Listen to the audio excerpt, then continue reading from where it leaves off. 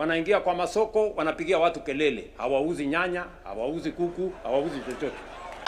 Wewe Kasongo, wameenda huko na loudspeaker kupigia watu kelele. Musikubali kudanganywa. Don't allow yourself to be cheated. Wameenda huko kanisani, hao si wa members wa kwaya, sio wahubiri, hawatoi shuhuda, ni watu ya kwenda kusumbua watu kanisani. Haya mambo mnaambiwa eti mnaenda kusumbua watu. Unawezaje kuleta askari na tear gas kwa father? Hapa father anataka kuhubiri hapa, eti sasa wewe umeleta askari na tear gas pale. Wanakuja kupiga nani? Kwaya? Mimi nawashawishi, msikubali wale wanatuletea migawanyiko, wale wanatuletea chuki, wanagawanya wananchi. Wanaita hawa ati nyinyi hamuna shares, hawa wako na shares. I want to tell William Ruto, and I don't want to sound naughty, but I want to be very realistic. You cannot cure diarrhea by stitching the anus. Kiburi mingi, matusi mingi. Kama mtu na hara, huwezi shona mkundu.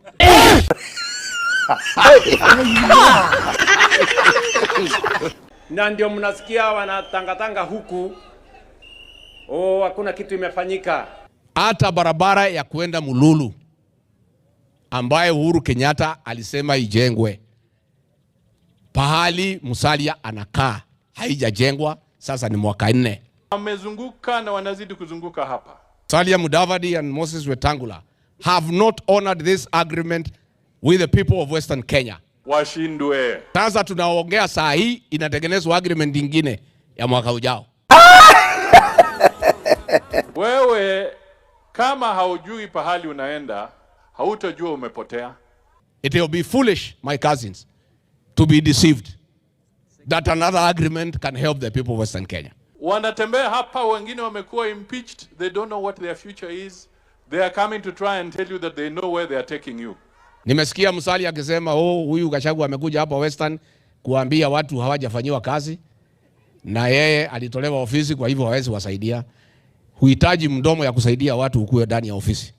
Hata ukiwa nje ya ofisi ndio huko na ile mdomo kali ya kusema maneno ya ukweli. Najua sisi tumekuwa katika huduma ya taifa hili huko mbeleni. We should remain focused. Tusidanganyike, tusidanganywe. Watu wawili watatu wakianza kukula wakiwa ndani ya serikali wanafikiri Waluya wanakula. Hapana. Hapana. Hapana. Nyinyi mkikula kuleni ya saa hii. 2027 Waluya watajipanga wakue kwa meza. Bana, hawa watu watakutana na sisi. Sijui kama tunaelewana. Mimi Rigiji nimesema ninataka nipewe.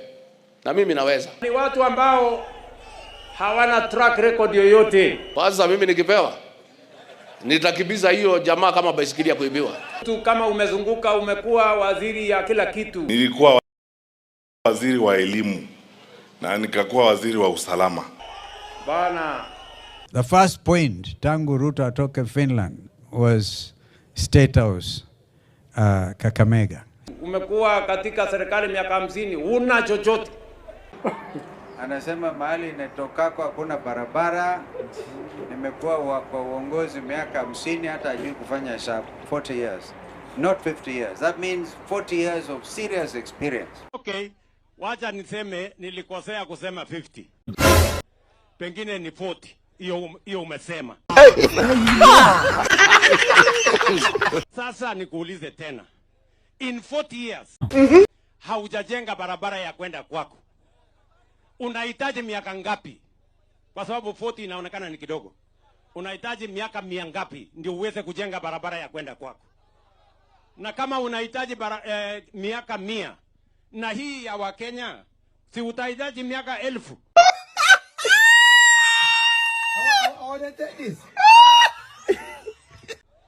Ndio uweze kupanga ya kwenda kwa Wakenya wengine. Nikiwa vice president, I launched the construction. Kapeleka contractor by the name Simo Haindro. Ataka Ruto akanushe kwamba Simo Haindro is a Chinese contractor whom I launched to construct the road from Kibwezi to Mutomo to Kitui to Mwingi to Sekuru to Maua, na hiyo barabara ina link Ethiopia with Mombasa. Wacha nimpashe.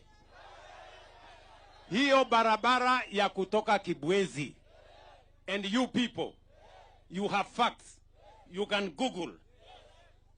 Kwa sababu wajinga wameisha Kenya bwana. And the internet never forgets. Mimi nataka mgoogle.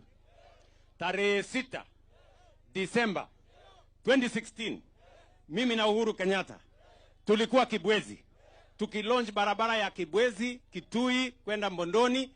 Hiyo barabara huyo jamaa anasema alilaunch. Tafuta watu wajinga my friend, waambie hiyo story.